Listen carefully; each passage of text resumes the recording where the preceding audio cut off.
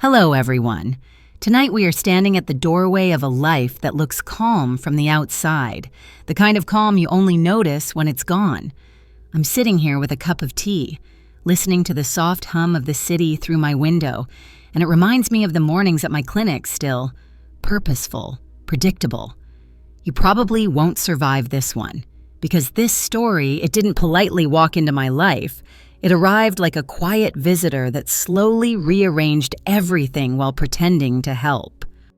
So, before you get too cocky, take a moment to like the video and subscribe, but only if you really like what I'm doing here.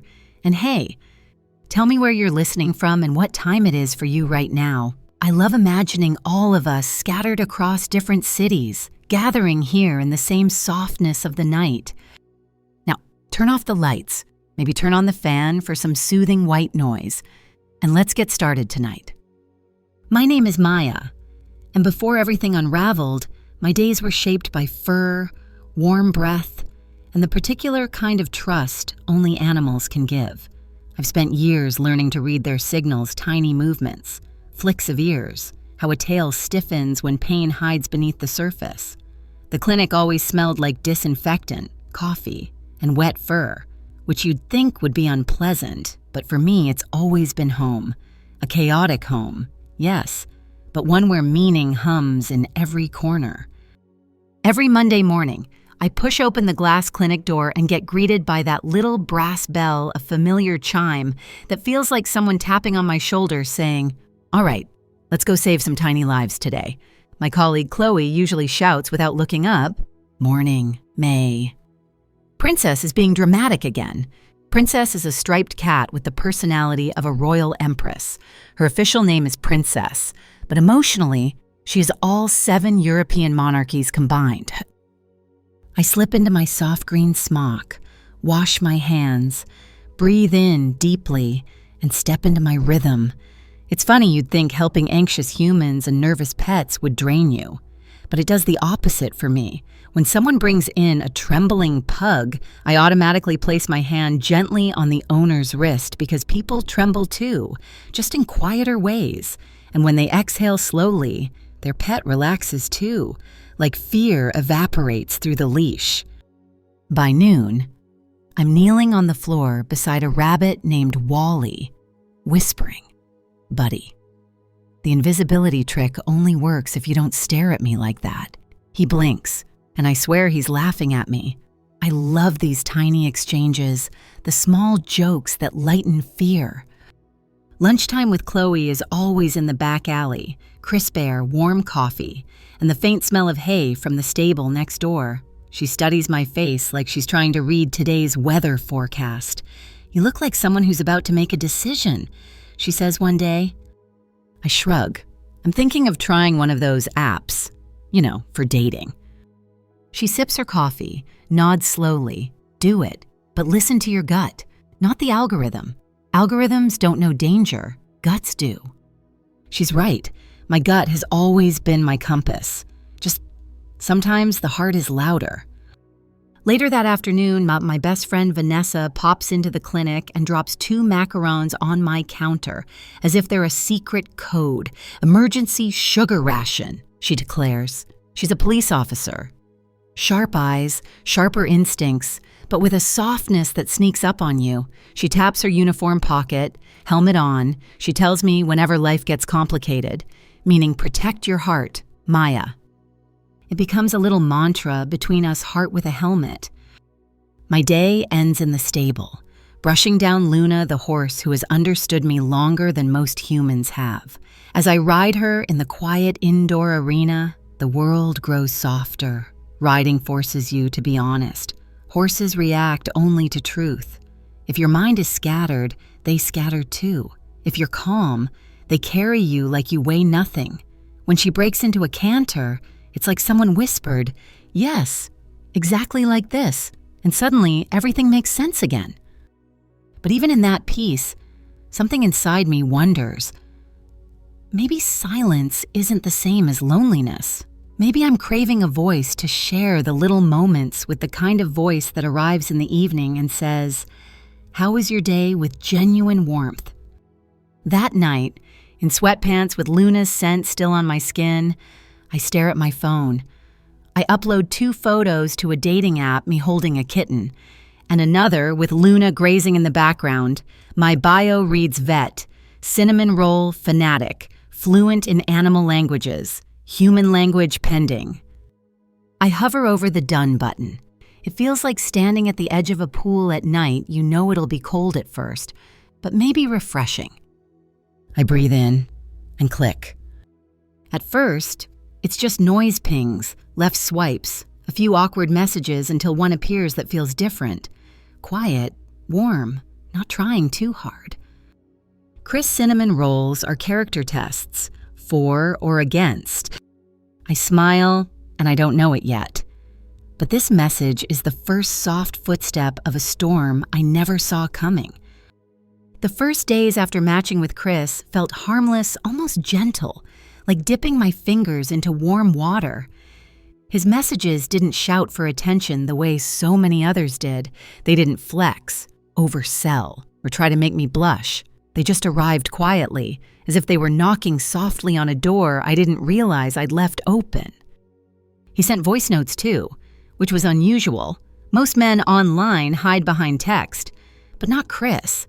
His voice was warm, slightly rough around the edges, the kind of voice that makes you think of late-night diners and long conversations about nothing and everything. When he laughed, it sounded like someone who didn't take himself too seriously, which, in New York, is practically a superpower. We talked about everything. Cinnamon rolls, obviously, then coffee shops in Brooklyn, childhood disasters, pets who had passed. He told me his dog, Nola, once pushed him out of his own bed. He complained, but you could hear the affection in his voice. That mattered to me. People who love animals don't scare me. People who pretend to, they terrify me. One evening, I was brushing Luna in the stable, the soft swish of her tail brushing the dust away, when my phone buzzed again. Chris, tell me your favorite place in the whole city, but you can't say the clinic. I smiled, pressing my cheek briefly against Luna's warm neck. Me, the stable, the exact second before a canter. Chris, what does that feel like? I hesitated. Few people ask questions like that, the kind that require real answers, so I told him the truth. Like a sentence that finally makes sense. There was a long pause. Long enough to make me nervous. Then a voice note arrived. More of that, he said, soft, almost like a whisper. That was the moment my heart traitorous thing leaned toward him. The following Sunday, we met in Central Park, daytime, crowded, safe, Vanessa approved. I arrived early because being early makes me feel less like I'm falling out of my body. I wore my brave blouse light blue, soft at the shoulders, the one that makes me feel like I'm borrowing confidence from a better version of myself. He walked toward me with no rush, like someone who had decided that life wasn't going to hurry him along. And when he smiled, it wasn't one of those practice smiles men use on dates. It was real. His whole face changed. Maya Chris. Simple, human, honest, or at least it looked that way. We walked, talked, laughed easily. He told me he liked coding because it allowed him to build something from nothing. And I told him I liked being a vet because it allowed me to protect something real. He liked the city at night. I liked it in the early morning when the garbage trucks were gone and the pigeons weren't awake yet. At one point, we sat on a bench, watching ducks paddling like tiny employees doing shift work. He told me I was lighter in person. I told him lighter didn't mean naive. He agreed. Then came the cinnamon roll moment. He ordered for both of us without asking. Normally, that would have bothered me, but he did it with this quiet certainty as if he had actually listened when I said I love cinnamon, and not because he wanted control, just confidence, or something that looked a lot like it. As we ate, he asked meaningful questions, the kind that make you feel seen, not evaluated. Then, at the end of the date, "Can I call you tomorrow? Not text call." I nodded, surprised by my own yes. When he hugged me goodbye, something clicked inside me, not the dramatic movie click, something softer, like a lock turning in your chest. And in the nights that followed, the calls became hours. Hours became rituals. He became laughter on my balcony and warmth on days when the clinic drained me. But what I didn't know, and what still twists something inside me when I think about it, is that charm has many shapes, and the kind that arrives quietly. That's the one that can slip past your defenses without even asking for permission. The third week with Chris felt like standing on a bridge suspended between two truths, one warm and glittering in front of me, and another faint, distant. Flickering behind me like a warning light I kept pretending I didn't see. I should have paid more attention. My gut whispered. My heart hummed over it. And I listened to the humming. It started with little things. Specks. Dust motes floating in sunlight. Easy to ignore if you want the light more than the truth. One evening, after a long day at the clinic, I sat on my balcony with tea in hand. The city was breathing heavily the way it always does after 7 p.m. Sirens, laughter, a distant bass line from someone's apartment. Chris called, his voice warm as always. "Tell me something good about your day," he said. I told him about a terrier who tried to bite me 3 times but eventually pressed his forehead against mine like a tiny apology. Chris laughed, genuinely, but something in the timing felt off, as if he were holding something back. Then he said casually, "Clients haven't paid me in weeks. It's tight right now." I felt my chest tense, not because of the money, but because I knew exactly how a certain kind of person uses vulnerability. But then he followed with, "But hey, I'll figure it out. I don't want to bother you with that." It was the, "I don't want to bother you," that softened something inside me, because I know what real pride looks like. And it looks a lot like someone trying to hide the fact that life's been unkind. A few days later, during lunch with Chloe in the back alley, she gave me that eyebrow raise she reserved specifically for my questionable decisions. "You're glowing," she said. "I am not glowing." "You're glowing like someone who's thinking about someone." I rolled my eyes, but inside, I felt that warm fizz, the kind that makes everything taste like hope. Still, I heard myself say, "He mentioned money trouble." Chloe stared down at her coffee. "Be slow with your money. Maya, you're quick with your gentleness. And that's beautiful, but slow down when numbers enter the room." I nodded. "I will." But the truth, I didn't want to slow down. I didn't want caution. I wanted the sweetness I'd been tasting, new love, new possibility. I'd spent years being responsible, reliable, soft in the right places, and firm when needed. I wanted something that felt effortless. For once. Later that week, I visited the stable. Luna snorted as soon as she saw me, nudging her nose into my shoulder like she had been waiting to lecture me. Horses know things long before humans do. As I brushed her coat, I whispered, "You'd tell me if something was wrong, right?" Luna stomped once, dramatic but accurate. Still, I brushed off the feeling. I had grown addicted to the sound of Chris's voice late nights, where he talked about his dreams, his past, the way he wished he had chosen a different path but was trying to make things right now. He talked about wanting stability, a home, someone who believed in him. "Someone like you," he said more than once. And me, foolishly flattered, didn't question why someone I barely knew spoke like he'd been auditioning for a role in my life. The first real red flag came on a Thursday. I was brushing my teeth when he texted, "My bank froze a transaction. Absolutely ridiculous. I hate dealing with this stuff."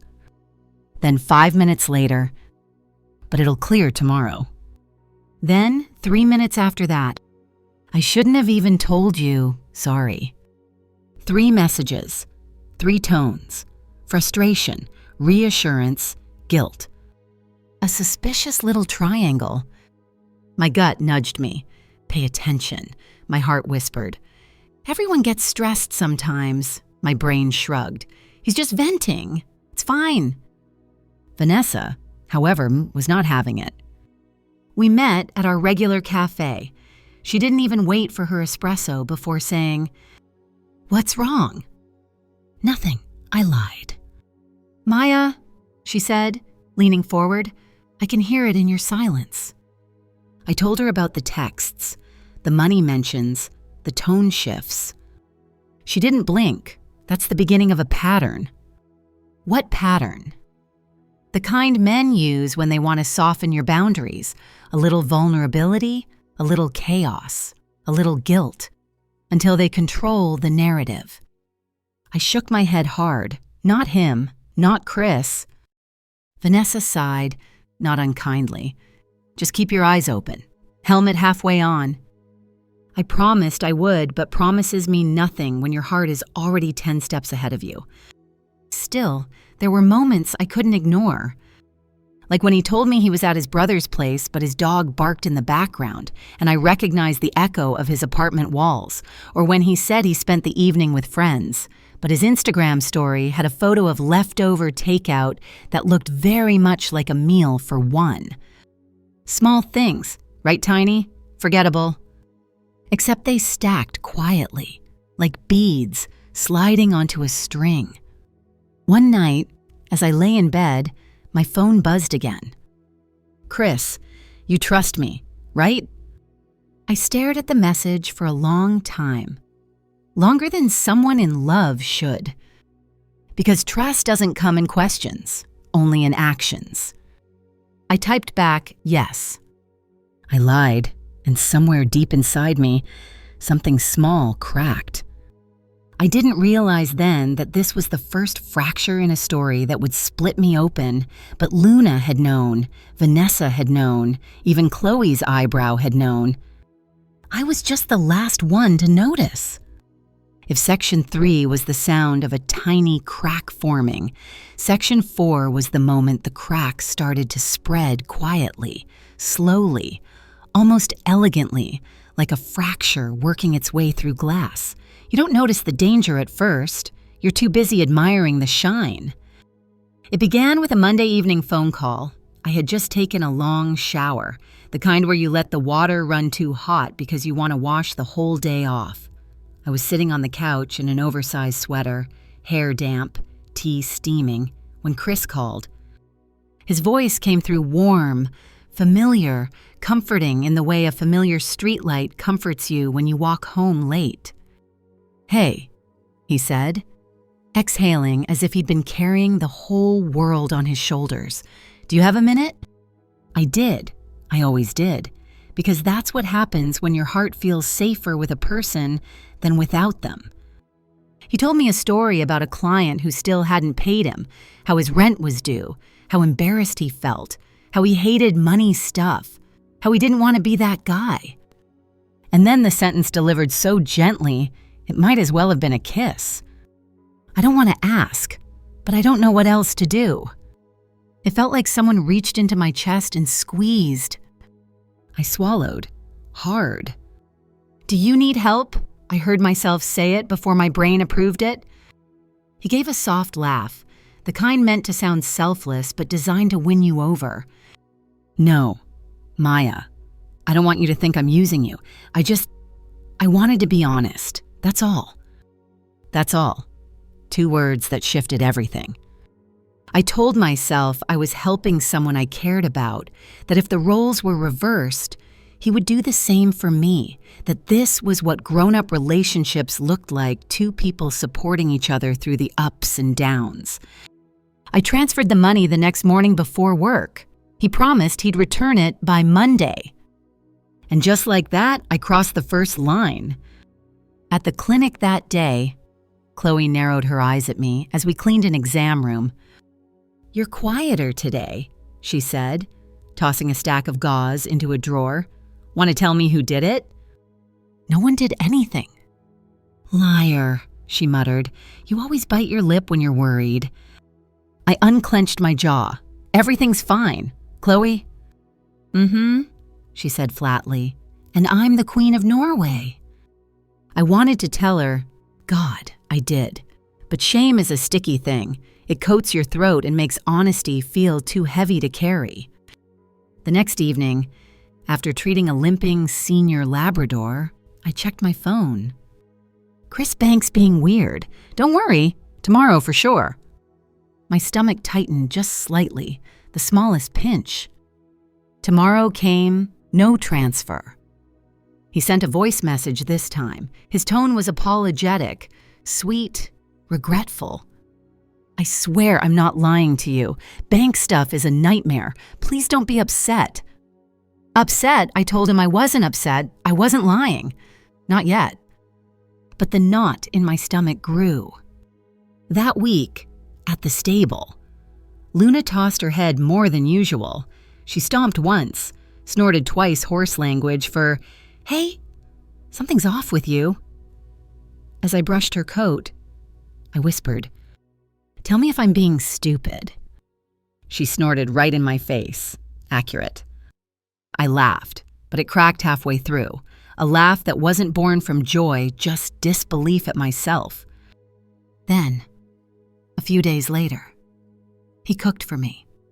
Spaghetti aglio e olio in his small but cozy kitchen garlic, lemon, thyme, the smell wrapping around me like comfort. Al Green played from an old speaker. Nola rested her head in my lap. Everything was soft, warm, intimate. And just as we finished eating, he sighed and rubbed his temples, avoided my eyes. "I'm in trouble again," he whispered. I felt the world tilt. Another client late on payment. His electricity bill overdue. A project falling behind because his laptop was old and glitchy. He looked at me with those tired eyes and said, "I hate that you know this version of me." Soft, vulnerable, practiced or genuine, I couldn't tell. "Maya, I've never had someone like you. Someone who believes in me." He placed his hand on mine. "You make me want to be better." And that was it. That was the hook.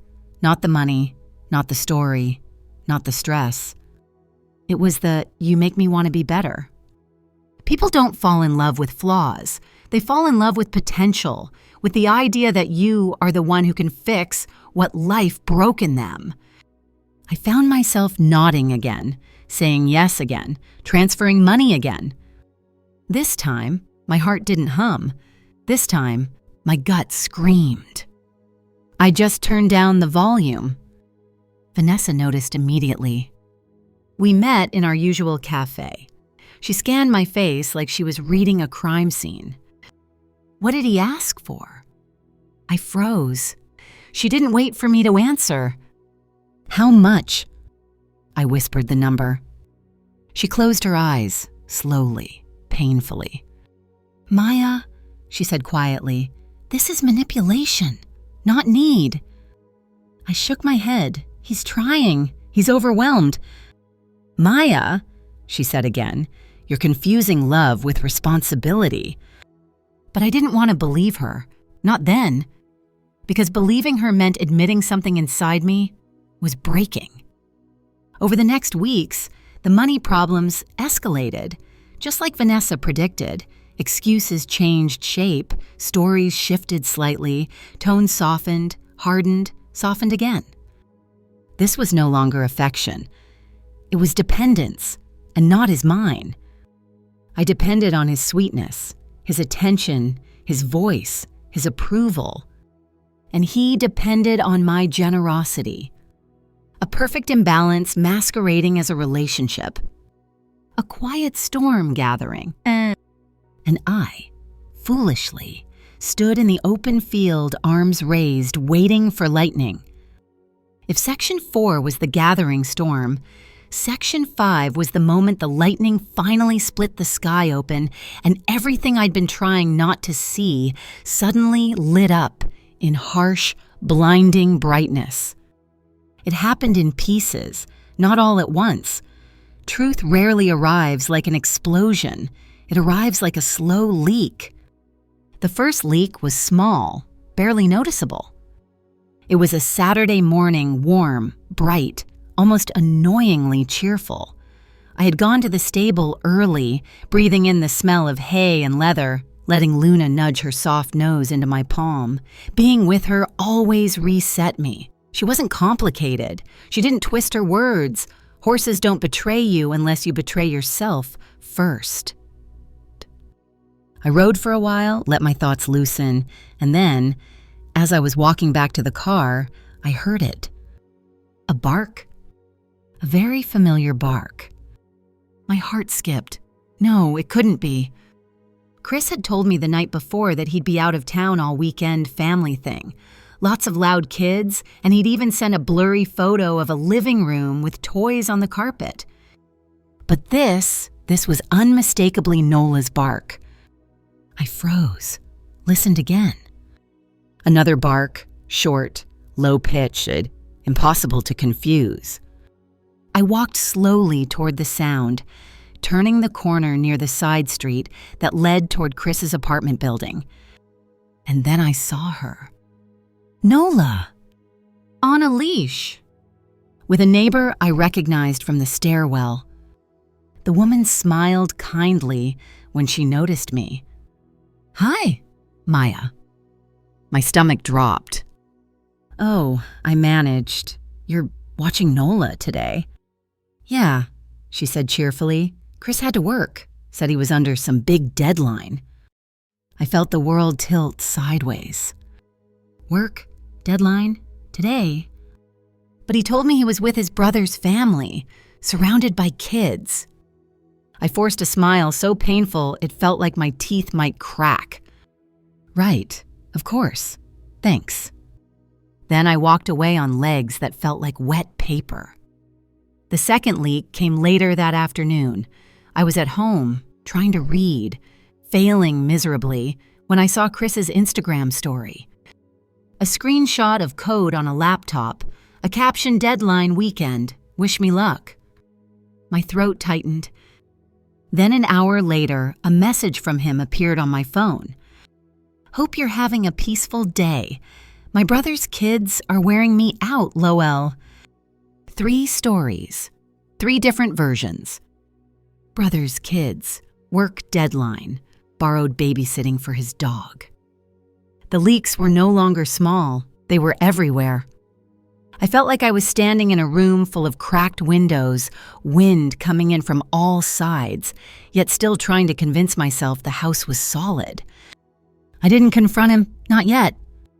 Instead, I sat on my couch and stared at my phone until my vision blurred. How many times had he done this? How many stories had I swallowed because I wanted to? The shame washed over me in waves, cold, heavy, merciless. That evening, I met Vanessa for coffee. She took one look at me and knew. What happened? She asked, voice low. I told her everything, the bark, the neighbor, the stories, the photo, the lies. Vanessa didn't speak for a long moment. Then, with a calmness that made my stomach twist, she said, Maya, he's running the same patterns. I blinked. Patterns. She exhaled. Do you remember the guy from 2 years ago, the one who got reported for conning women? Multiple identities, multiple stories, always a little money issue. I remember, I whispered. She looked at me steadily. It's him. My ears rang. No, I whispered. It can't be. He can't be. Vanessa opened her bag and placed a folder on the table. What is that? My voice shook. Proof, she said simply. His real pattern, his real history. She flipped the folder open. My vision narrowed.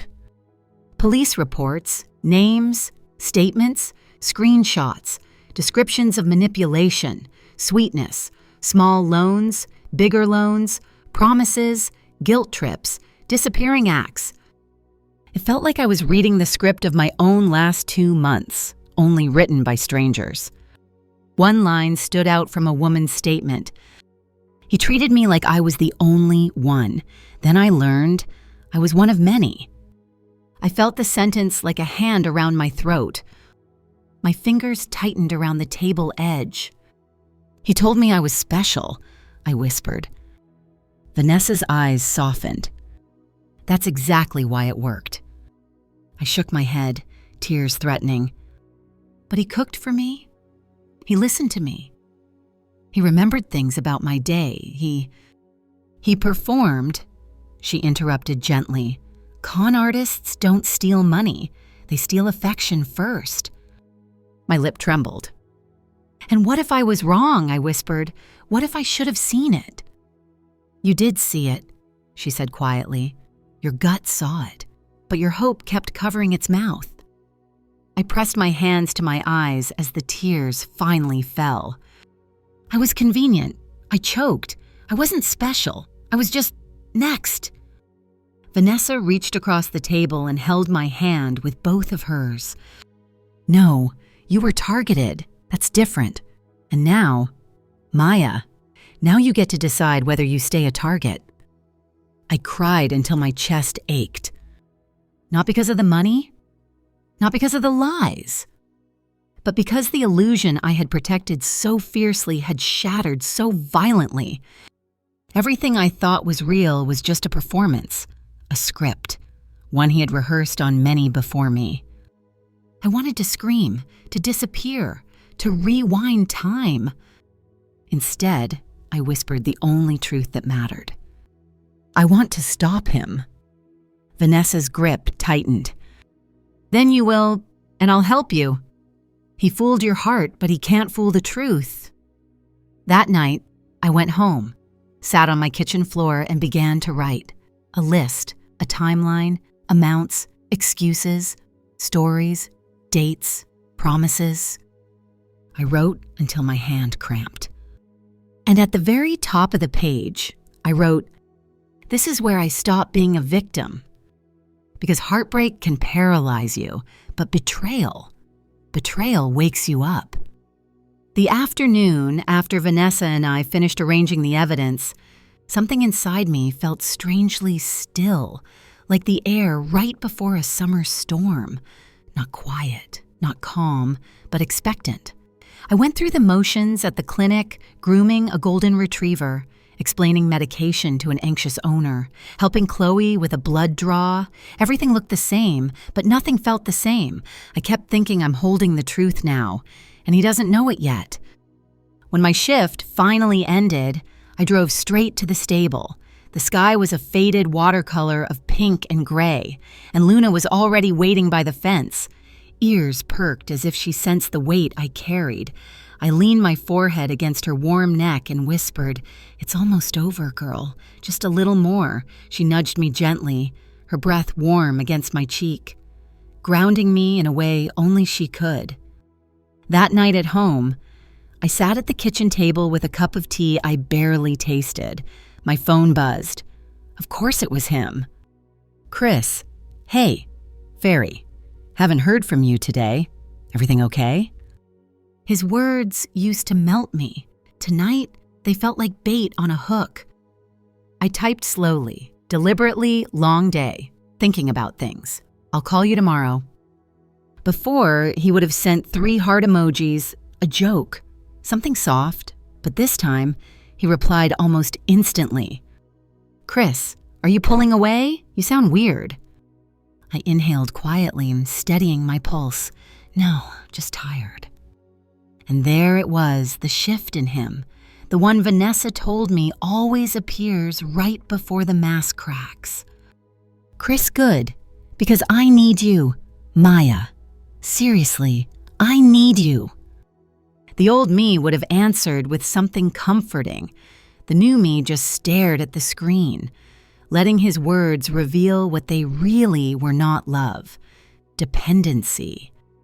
That night, I barely slept. Every time I closed my eyes, my mind replayed the voice message he left earlier that week, the one where he calmly listed the amount of money he expected from me, as if asking for sugar.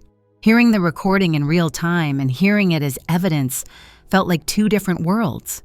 In the dark, I whispered to myself, "He isn't who you loved, he's who you survived." The next morning, I woke up with a clarity that felt like stepping into cold water, shocking, bracing, but honest. At the clinic, Chloe watched me carefully as I prepped for surgery. "You look different," she murmured, harder in the eyes, but stronger too. "I feel stronger," I whispered back, almost surprised it was true. Around lunchtime, my phone vibrated again 3 times in a row. Voicemails. His voice, shaky, frantic, trying to reel me back in with sweetness and panic. But something about it this time felt rehearsed, like he was reading from a script he'd used on other women before me. That thought didn't break me, it freed me. That evening, Vanessa and I went over the last pieces of the plan. She tapped the folder with her pen and looked at me with the steady gaze she used on victims right when they were about to step into the hardest part. "You're ready," she said. "I'm scared." I admitted. "Fear doesn't mean you're weak," she replied. "It means you understand what's at stake." When she left, I stood at my window watching the lights flick on across the city. I imagined how many people were falling asleep next to someone who wasn't who they claimed to be. How many hearts were trusting the wrong hands. But not mine. Not anymore. The next day, I met him one final time. We chose a small park bench near the river at Sunset Public, open, just like Vanessa instructed. He walked toward me with that familiar half smile, the one that used to feel like sunlight. Now it felt like fluorescent lights too bright, too artificial. "Hey," he said softly, brushing my arm with the back of his fingers. "Missed you." I met his touch with stillness. "We need to talk." His eyes sharpened instantly. "About the money." "No," I said quietly. "About the truth." Something flickered across his face, too fast to catch, a crack in the mask. But he recovered with a laugh. "Truth, Maya, come on, you're overthinking again." I reached into my bag and pulled out the notebook, the one filled with dates, amounts, promises he never kept. His expression changed, subtle at first, then darker. "What is that?" he muttered. "The truth," I whispered. "Everything you never thought I'd write down." He stiffened. "Why would you even—" "Why?" My voice did not rise. It fell lower, steadier, because I'm done being the next woman on your list, because I know what you've done to others, because you taught me to listen to my gut when it hurts the most.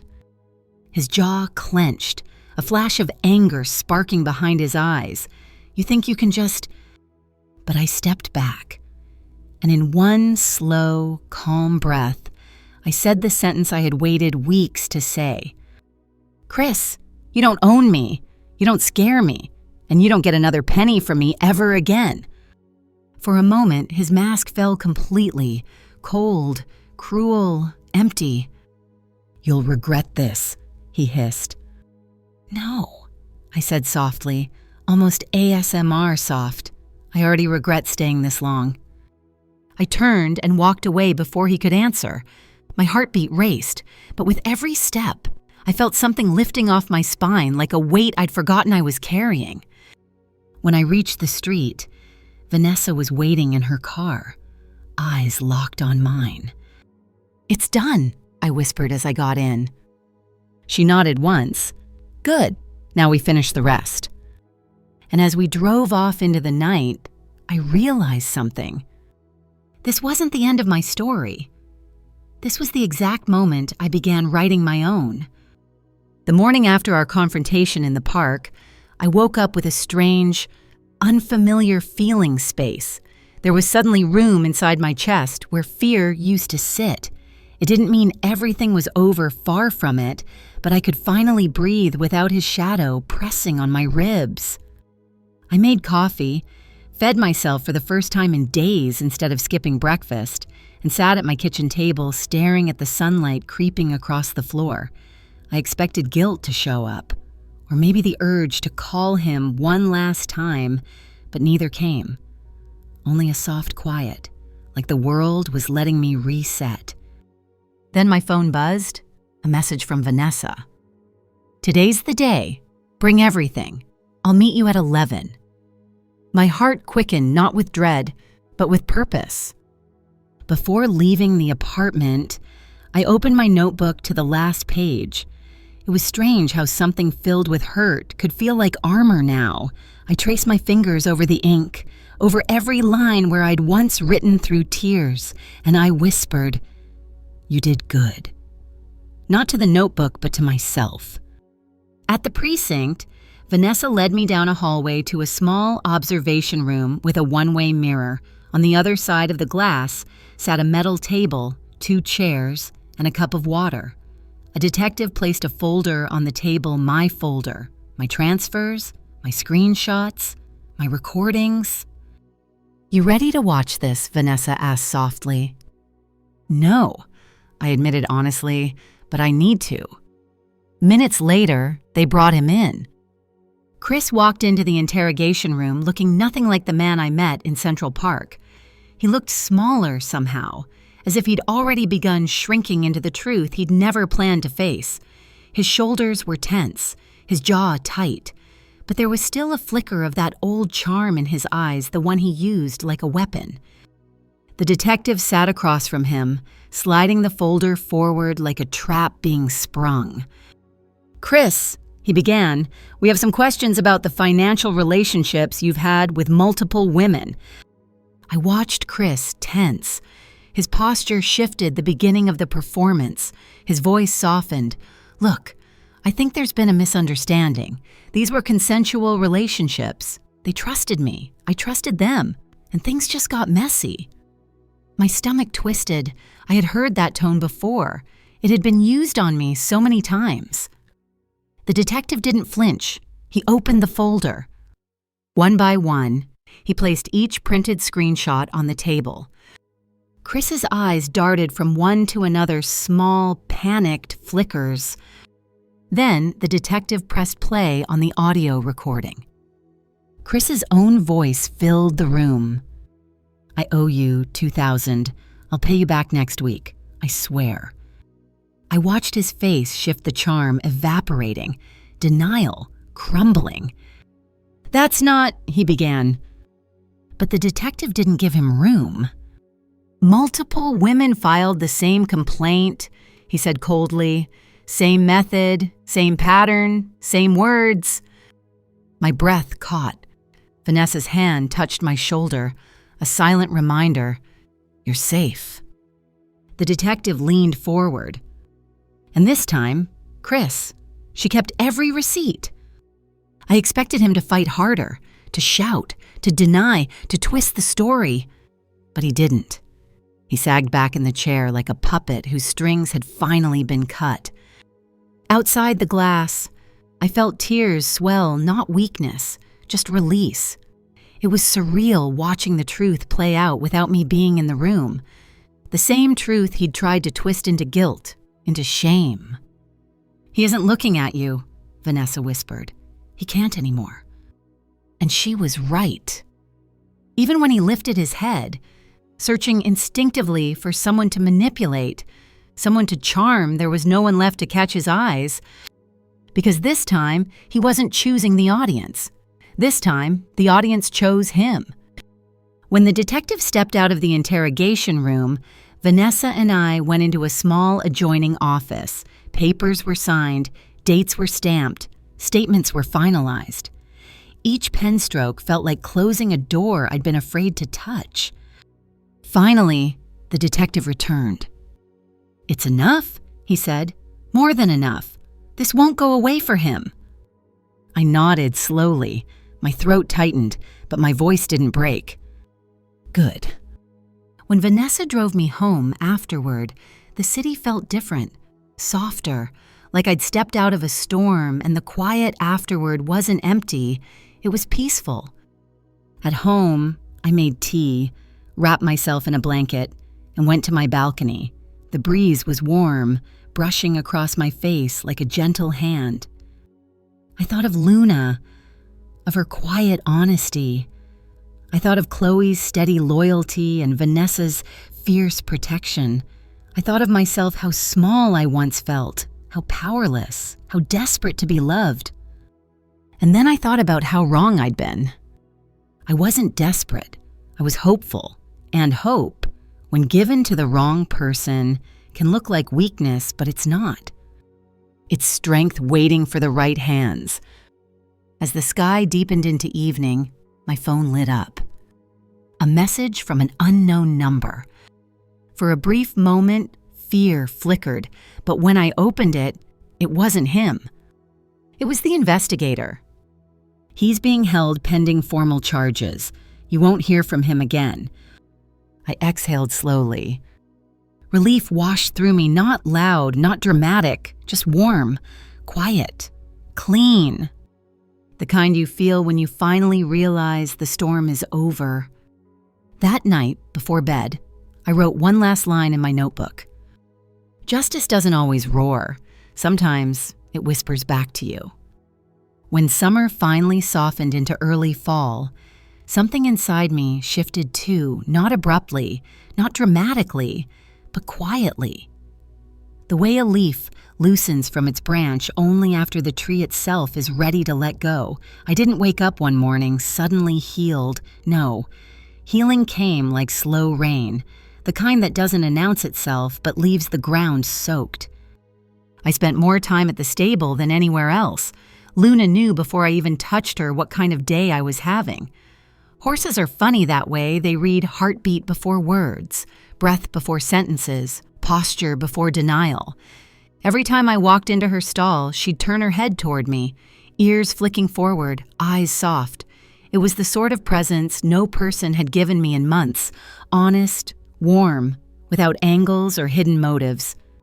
One evening, after the clinic closed and Ms. Rodriguez shooed me out with her usual, "Go home before your bones turn into overtime," I drove straight to the stable. The air smelled like hay, dust, and something sweet drifting from the orchard across the road. I led Luna to the paddock and let her walk freely, her hooves making soft thuds against the dirt. I leaned against the fence, breathing in the quiet. That's when it hit me, the academically controversial phrase I had once mocked in college.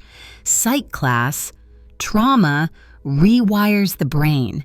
Back then, it sounded dramatic, even pretentious. Now it made too much sense. What Chris had done, the lies, the warmth turned into cold manipulation, the slow erosion of trust, it had changed something in me.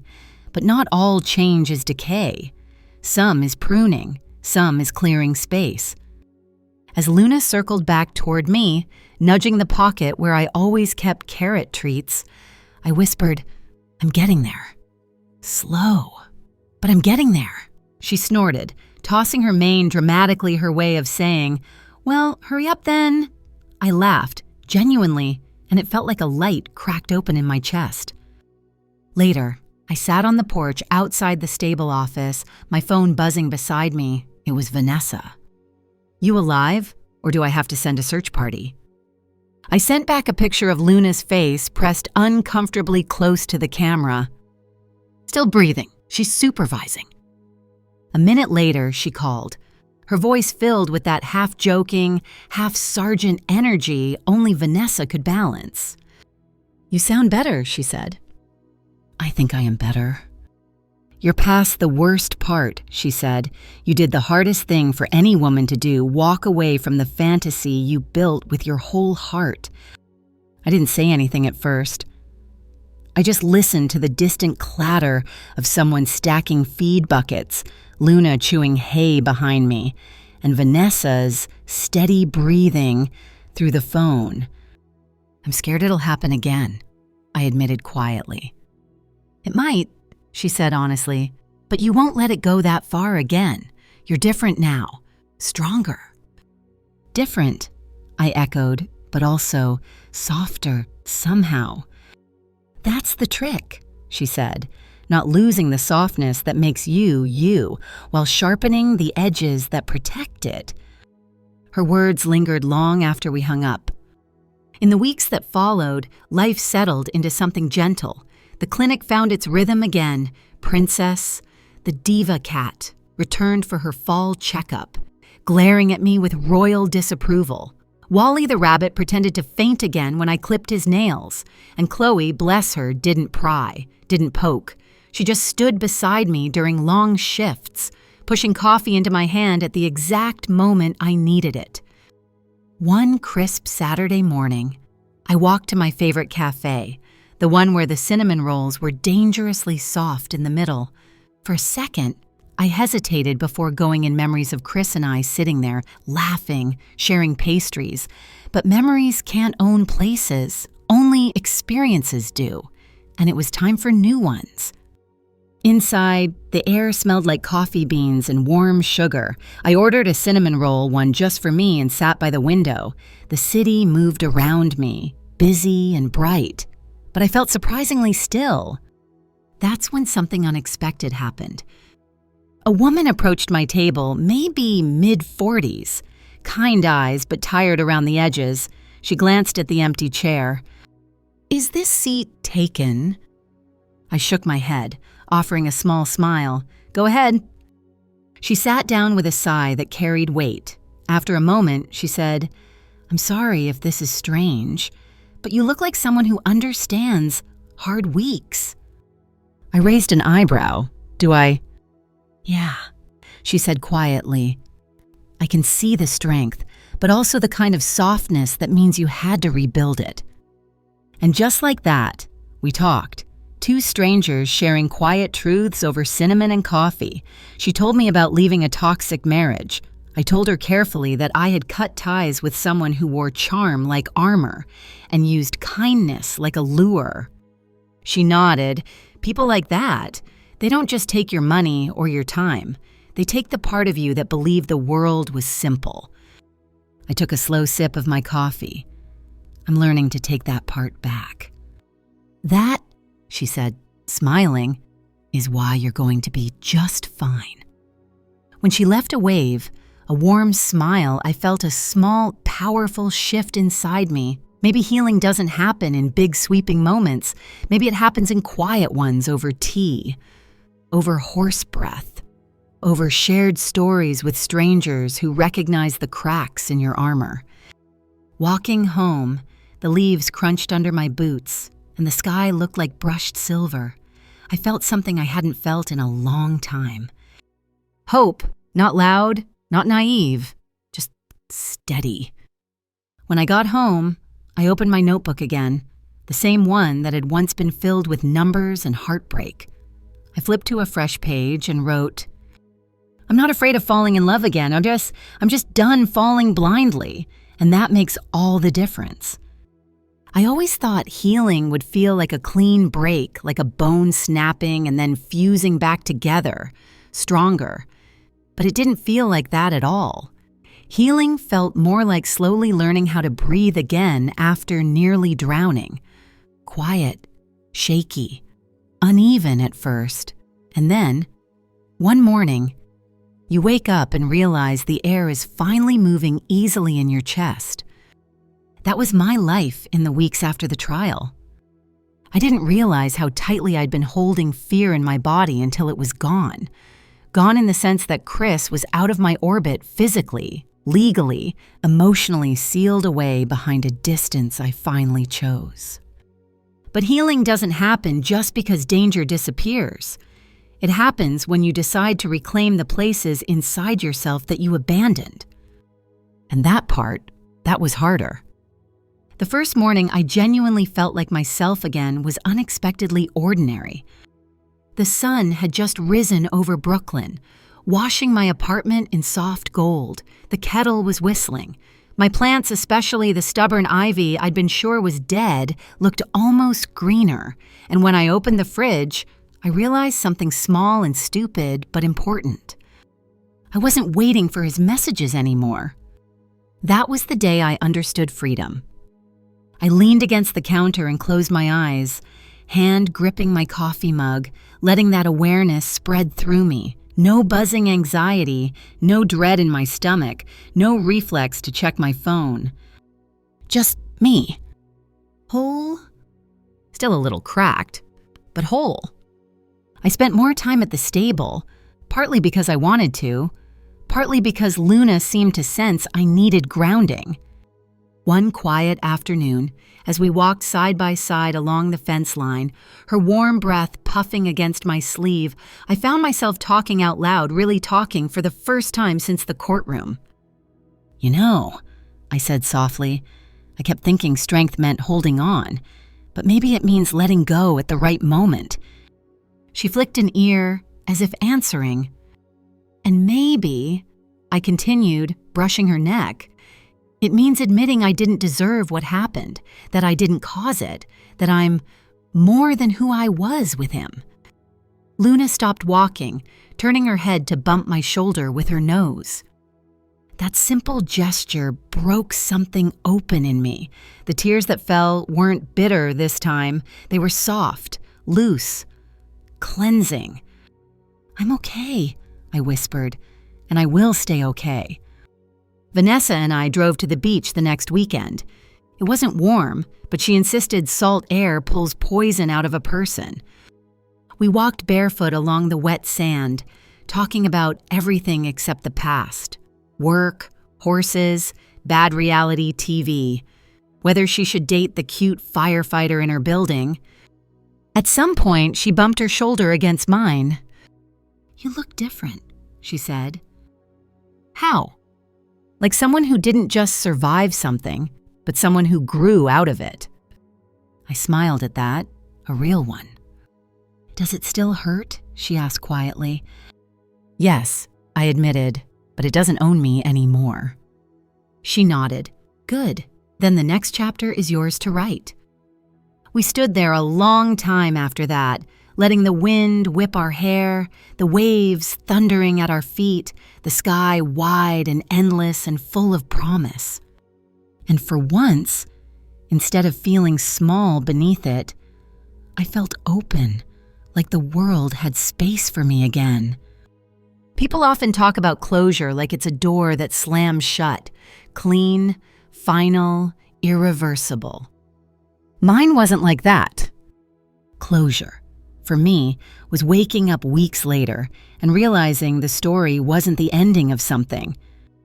It was the beginning of who I was becoming. I didn't need revenge. I didn't need apologies. I didn't need justice to rewrite what happened to me. Justice simply cleared the space. Healing filled it.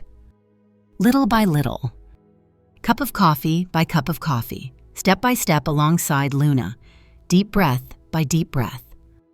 Until one day, I realized something incredibly simple. I trusted myself again.